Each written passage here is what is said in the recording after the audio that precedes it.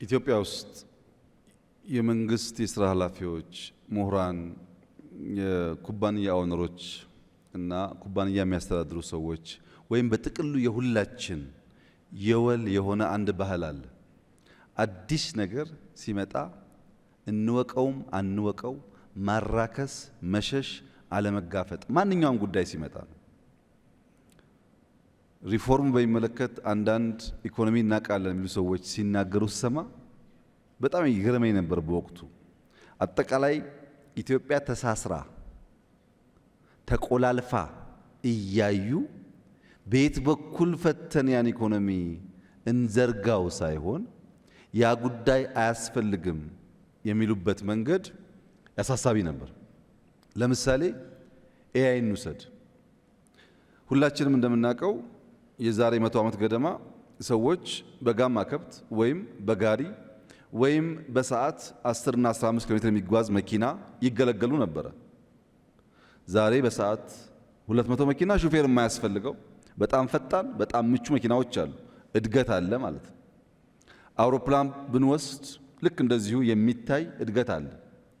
አንድ ቤት ለመገንባት የሚወስድብንን ጊዜ ብንወስድ ትናንትና ዛሬ የሚታይ እድገት አለ። ዛሬ በወር በሁለት ወር ትላልቅ ህንጻ ይገነባል። ይሄን እያየ አቃለው የሚል ሰው ልጆቻችን ነገ ሊወዳደሩ የሚችሉበትን አውድ አሁን ቀድመን ካልፈጠርን ብሎ ማሰብ ሲገባው ኤአይ ለኢትዮጵያ ቅንጦት ነው ይላል። አሁን ላለችው ኢትዮጵያማ ቅንጦት ነው፣ ጥያቄ የለውም።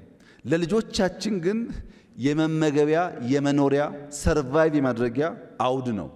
አሁን ካልሰራ ነው በቀር ልጆቻችንን በትናንትና ስርዓት እያዘጋጀን ነገን እንዲዋጁ ማድረግ አንችልም። ካፒታል ማርኬት ጋር ስንመጣ ካፒታል ማርኬት ማለት አማራጭ የፋይናንስ ሶርስ ማበጀት ማለት ነው። ለምሳሌ መኪና የሚነገድበት ቦታ አለ።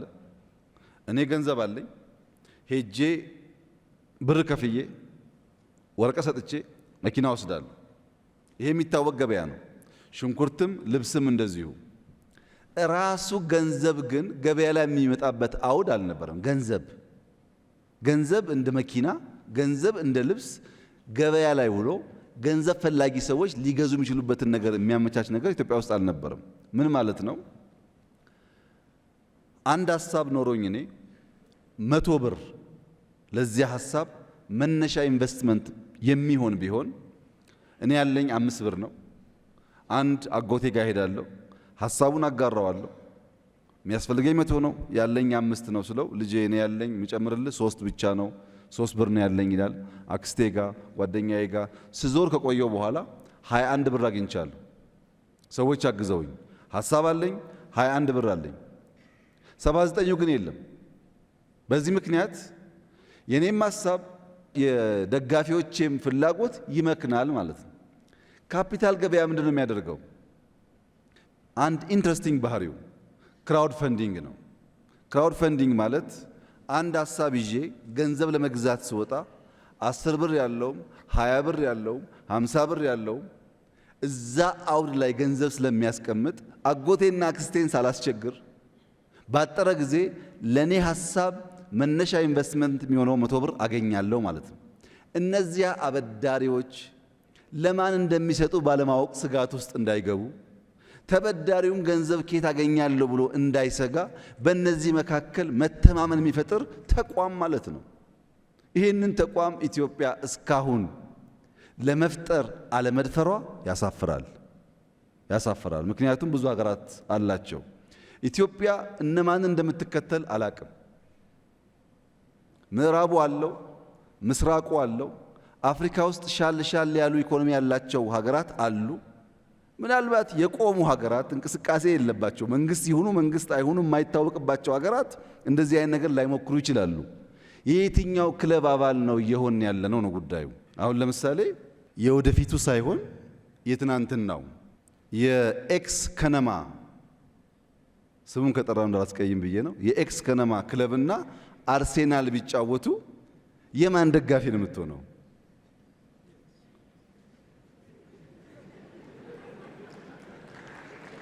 እና በእኛ ሁኔታ ካፒታል ማርኬት በጣም የዘገየ ጉዳይ ነው። ሊኩዊዲቲን የሚያሳድግ ነው። በተለይ ሀሳብ ያላቸው ሰዎች፣ መፍጠር የሚሹ ሰዎች፣ መስራት የሚሹ ሰዎች በገንዘብ እጥረት ምክንያት ሀሳባቸው እንዳይመክን፣ ፈጠራቸው እንዳይመክን የሚያደርግ ነው። ሲፈጥሩ ደግሞ ሰው ይቀጥራሉ። ያ መልሶ የማክሮ ስብራት ይጠግናል። አሁን ከተፈጠረ ጥቂት ዓመታት ነው። በጣም ጥሩ መሰረት ላይ ነው ያለው። እንዳየኸው ወጣት አመራሮች ፈጥሯል። ያ ተቋም የፈጠራቸው አመራሮች ከነሱም አልፈው ይገርምሃል፣ አሁን ልማት ባንክ ሁሉ ማስተዳደር ጀምረዋል።